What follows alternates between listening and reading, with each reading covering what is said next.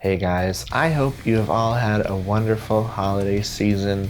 The year is coming to a close, and what a great year it was for music, both metal music, alternative music, so many great bands and so many great songs coming into the scene this year. We have just been so lucky to have so much good music this year. So I thought I would take some time as the year comes to a close to kind of highlight some of the songs that I think are the best of the year. So this is going to be my top 10 singles of the year. Now just a couple of qualifications and disclaimers before I get started. These are kind of my guidelines for how I pick these songs. They had to be released in 2021. That one's pretty self-explanatory. They had to be singles, which means that they got a music video or they were released separate from an album. There's lots of deep cuts that I really liked this year, but if I included all of those, this list would be a gazillion years long and nobody would want to watch that, so I just focused on singles. The other thing was no repeat artists in the top 10. I wanted to give everyone a chance to shine, and I didn't want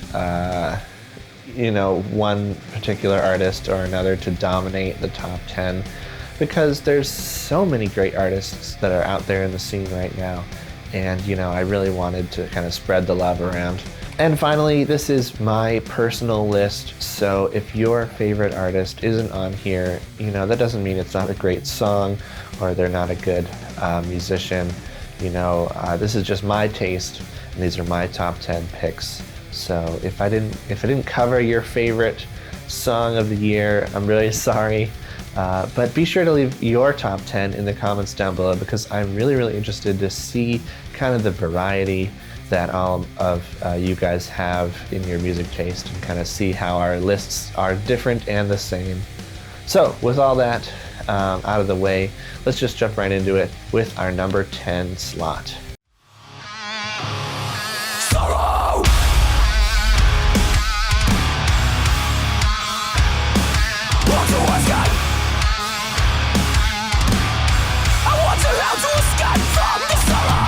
At number 10, we've got Tired of It All by Landmarks. Man, this song is so good. I went back and forth trying to pick what song I wanted from this album on the list, but this was one of the only ones that was released this year as a single. Lost in the Waves and Rainfall were actually released in 2020, so they didn't count. But this song is so great. It has so many cool elements in it: pop punk, easy core, thrash. There's like a weird thrash breakdown thing. It takes such a turn. Such a cool song. I love the vocals. I love the attitude. It's just an amazing composition, and I highly recommend you go check it out if you haven't heard it already.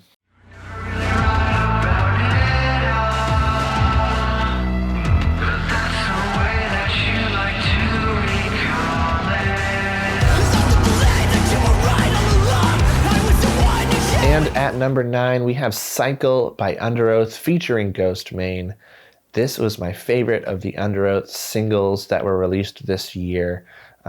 Super looking forward to the new album in just a few weeks. It's so close, I can almost taste it. But this song was very good. Ghostemane was such a great feature. Really interesting sound from Underoath. Mixing some things that we've never heard from them before. I mean, there was like rap section from Ghostemane. There was like some weird spoken word kind of stuff. But then there was also that like Define the Great line, lost in the sound kind of ambient vibe that I've been missing from Underoath, especially on their last album. So this song really had a lot to offer, and I really enjoyed it.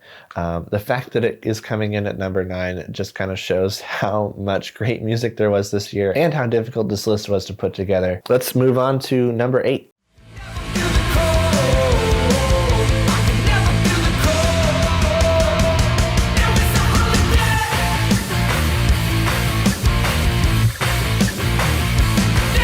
Number 8 is Holiday by Turnstile. Turnstile was a band that absolutely blew me away this year, and I didn't get to talk about them on the channel at all. because, you know, I kind of just found their music other ways and heard it myself before I got a chance to make a reaction video to it. But I know everyone's talking about Turnstile. If you haven't heard this song, you must be living under a rock because it has been absolutely everywhere this year. Turnstile are doing very cool things with hardcore music and making it accessible to a more broad audience. And I really, really highly praise that because it's going to bring young people and new people into the scene, and that is what we need in order to keep this culture and this type of music going into the future. So big props to Turnstile. Holiday is such a great song, super, super catchy, and the breakdown call out is absolutely iconic at this point. So I believe all the praise that they've been getting is absolutely well deserved. And I cannot wait to see what they have next.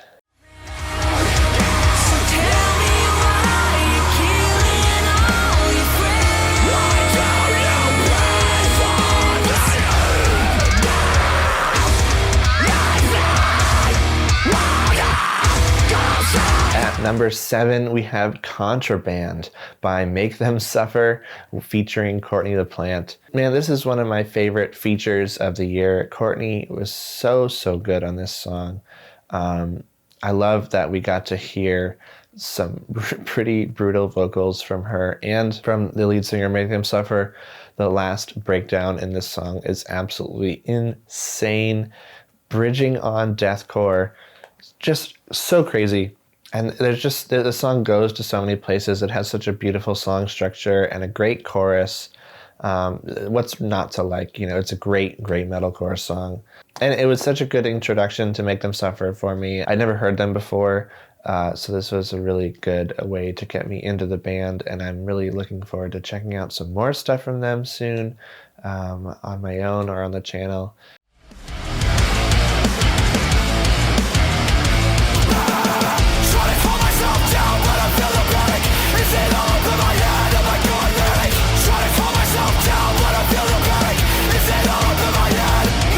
At number 6, we have Manic by Wage War. Now this one might come as a surprise to some of you who've seen my other Wage War videos on this channel. I think it was pretty clear I was a little underwhelmed by those songs.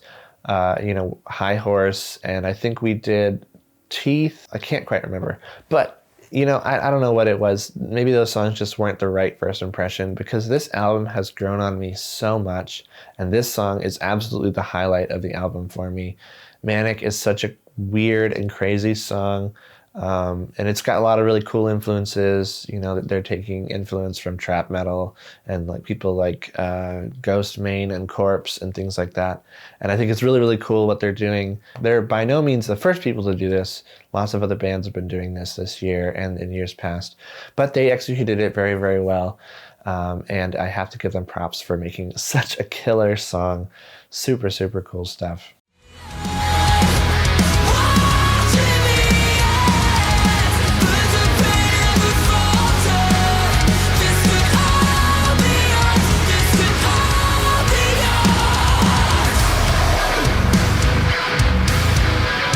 At number 5, Circle With Me by Spiritbox.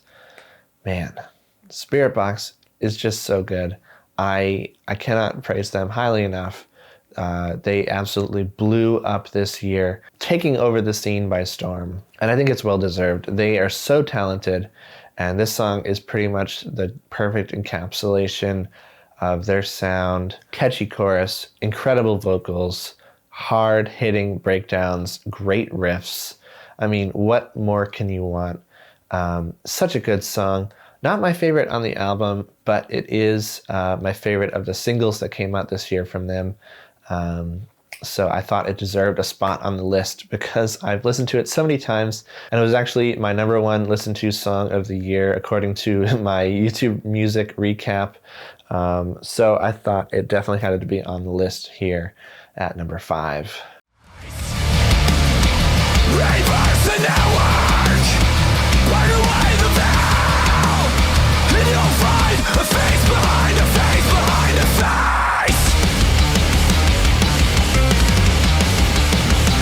At number 4, we have Panopticon by Silent Planet.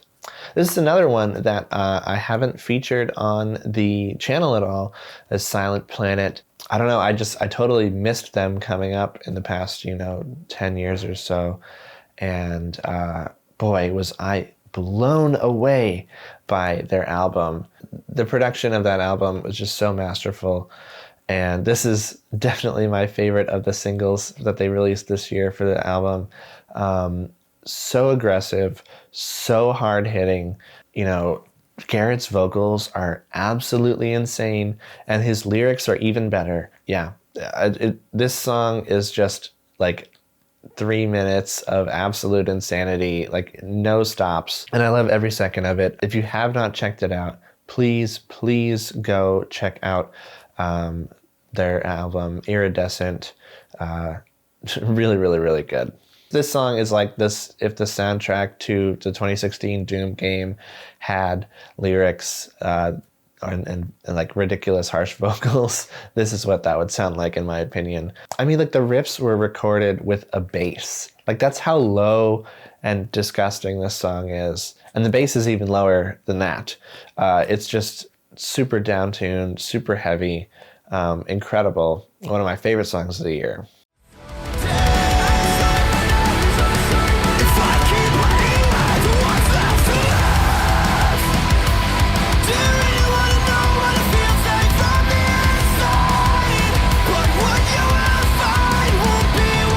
And at number 3, we have Do You Really Want to Know by Novelists. Now, as everybody knows, Novelists just recently changed singers, and they have a new guy doing vocals for them. And I have really, really enjoyed this different sound from them.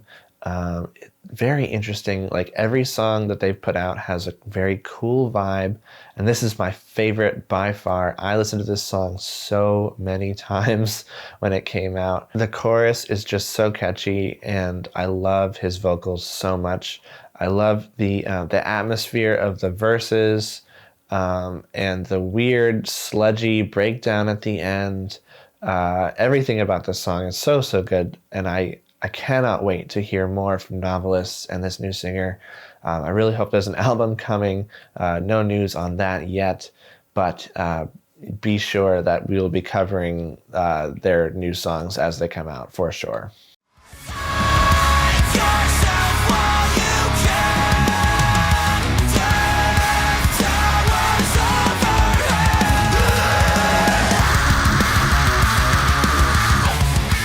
At number 2, we have Lavos by Monuments. Monuments also recently got a new singer, Andy Cizek, from YouTube and from Termina and Wonder and so many other great projects. I feel like he is the front man of a million bands, but he has such a good voice, and I loved this track so much. Huge Underoath vibes for me here. Something about the ambience of the chorus and the instrumental passages just kind of gave me Lost in the Sound of Separation vibes, and I'm a huge fan of that. I think Andy's voice really, really shines in this song, and I loved his like scream singing, very Architects-like. They absolutely knocked it out of the park with this song.